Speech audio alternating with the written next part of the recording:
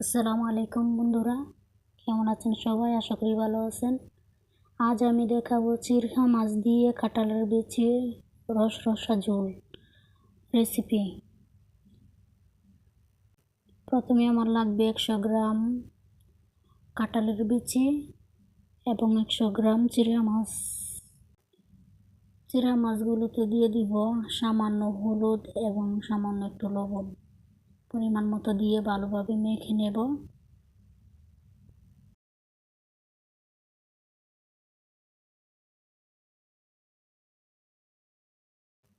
চুলায় পাইপিং বসিয়ে দিয়ে দিব সামান্য পরিমাণ মতো তেল, দিয়ে ভালোভাবে গরম করে নিয়ে মাছগুলো ভেজে নেব হালকা ব্রাউন কালার হয়ে আসা পর্যন্ত।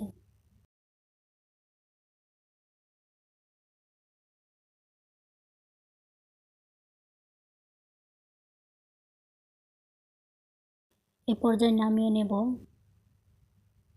দিয়ে দিলাম আরও একটু হালকা পরিমাণ মতো হলুদ, দিয়ে কাঁঠালের বিচিগুলো ভেজে নেব।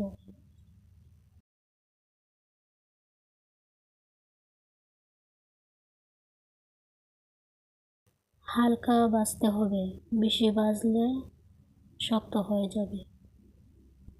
এ পর্যায়ে নামিয়ে নেব। দিয়ে দিলাম 2টি পেঁয়াজ কুচি, দিয়ে দিলাম 2টি কাঁচামরিচ ফালি, দিয়ে নেড়ে চেড়ে আবারও ভেজে নেব 1 মিনিটের মতো।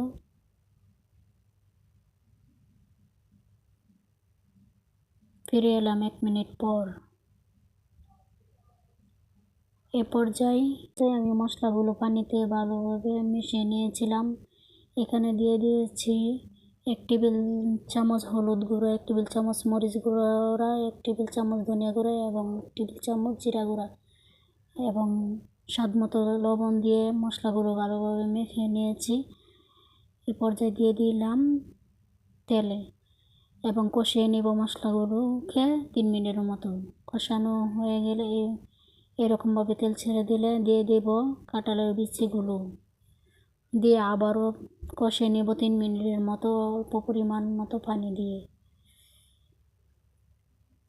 মশলাগুলো পানি দিয়ে আগে থেকে কষিয়ে নিলে কী হয়, মশলাগুলো পুড়ে যায় না, টেস্টটাও অনেক ভালো আসে এবং দেখতেও অনেক সুন্দর কালার আসে। 3 মিনিট পর ফিরে এলাম।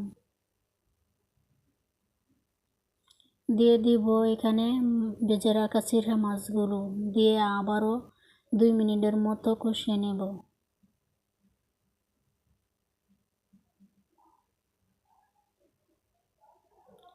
দিয়ে দিলাম পরিমাণ মতো পানি, দিয়ে জাল করে নেব 10 মিনিটের মতো।